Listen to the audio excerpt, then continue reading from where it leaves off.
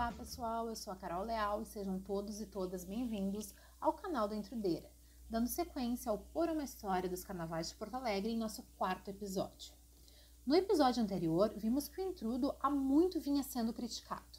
Com o seu renascimento na década de 1870, essa crítica se intensificou e assumiu também um caráter sexista. Perseguido, criticado, mas muito praticado, o intrudo ganharia um companheiro na festa, o Carnaval veneziano. E é sobre isso que será o episódio de hoje, o intrudo e as sociedades carnavalescas. Em 1873 surgiam as duas primeiras sociedades carnavalescas, Esmeralda e Venezianos. Criadas com o objetivo de acabar com o intrudo, acabaram fazendo par com ele na festa. Temos observado em toda parte esse fato. Quanto maior é o entusiasmo verificado nas festas carnavalescas, menor é o uso da bisnaga e, sobretudo, do feio emprego do balde d'água. Aqui em Porto Alegre, entretanto, o que se vê desmente a regra. O carnaval e o intrudo fazem par, e é difícil dizer-se qual que mais domina, pois até nos bailes realizados pelas nossas sociedades, apesar dos prévios avisos e de severas recomendações, a bisnaga se ostenta com toda energia, descrevia a imprensa da época. Mesmo com alguns jornais publicando apelos para que os associados de Venezianos e Esmeralda tivessem a delicadeza de não levarem bisnagas para os bailes, as molhadelas permaneciam fazendo par com o carnaval. Apesar de conseguir conquistar o gosto dos porto-alegrenses, o carnaval veneziano não conseguiu efetivar o maior de seus propósitos: eliminar o intrudo. A distinção entre o intrudo como uma prática carnavalesca do Zé Povinho e o carnaval veneziano como da elite passou a ser recorrente. Atos Damascenos Ferreira, em seu livro pioneiro sobre o carnaval porto-alegrense no século XIX, afirmava que o nosso carnaval já era um carnaval de respeito, e não só o da aristocracia, com seus bailes e prestos, como ainda o do povo, com seu travestir, suas máscaras, seus guizos e, sobretudo, com suas ativas estuchas e bisnagas.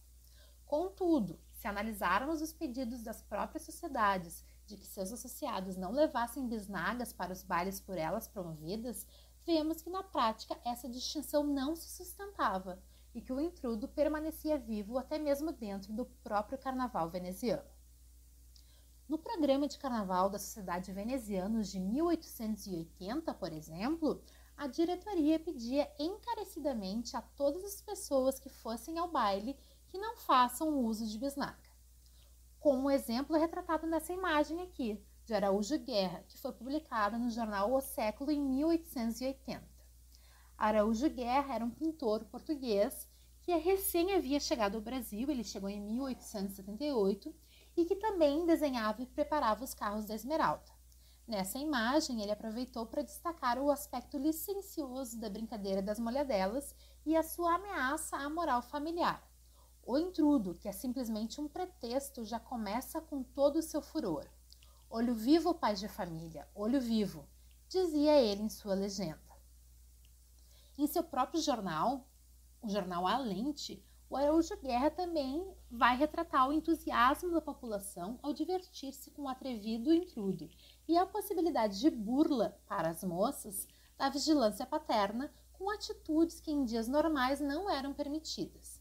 Como nessa imagem, na qual o pai está a defender e a proteger a sua filha dos esguichos das bisnagas e dos limões de cheiro, que vinham de todos os lados, fazendo com que, como afirma o cartoon, alguns chefes de família viram-se atordoados com estes destampatórios. A tentativa por parte da sociedade de eliminar a utilização das bisnagas durante os bailes e a permanência delas nos mesmos foi abordado de diversas formas na imprensa da capital. A coluna Folhetim do Jornal do Comércio descreveu o baile da Esmeralda de 1882 como desanimado, sem graça. As senhoras estavam inquietas, os cavalheiros contrariados, faltava alguma coisa que ninguém sabia ou antes ninguém se atrevia a dizer. É a bisnaga, disse uma senhora dos seus 50 anos, gorda e folgazona. E a palavra bisnaga repercutiu por todo aquele vastíssimo salão, à semelhança do som de um bronze-sino. Daí a momentos, e como por encanto, a bisnaga havia entrado no salão. Intrudo e carnaval davam-se as mãos e a folia era completa. A permanência do intrudo foi de muitas formas atribuída às mulheres, que seriam intrudeiras inveteradas e que, apesar de adotarem um novo modelo de carnaval, permaneciam arraigadas à tradição. Quando esmeraldas e venezianos passaram a enfrentar dificuldades em fazer seu carnaval, a permanência desse jogo e, sobretudo, a preferência das mulheres pelas bisnagas logo se constituíam em um argumento utilizado pelas agremiações para justificar a crise que enfrentava.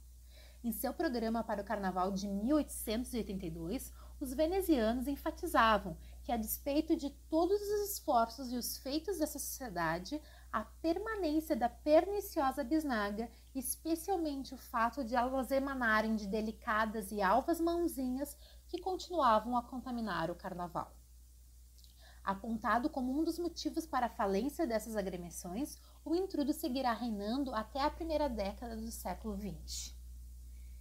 Em 1906, renasceriam Esmeralda e Venezianos, e apesar de todas as críticas, proibições e tentativas de extinção, o intrudo ainda encontrava-se presente, sobretudo na forma das bisnagas. O jornal O Independente assim registrou o desfile das agremiações naquele carnaval de 1906. As janelas dos prédios achavam-se apinhadas de espectadores, dando o belo sexo a nota culminante de elegância e bom gosto. Muito raro o jogo do confete. Em compensação, a bisnaga imperou brilhantemente. Em 1908, ainda encontramos referências ao jogo do intrudo, ao lado do confete e da serpentina. Segundo o jornal Independente, o jogo do confete, serpentina e bisnagas foi animadíssimo, terminando durante os dias de carnaval às 11 horas da noite.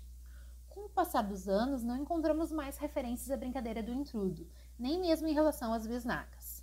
Os jornais mencionam somente o confete e o lança-perfume, que parecem ter sido os substitutos dos limões de cheiro e das bisnagas.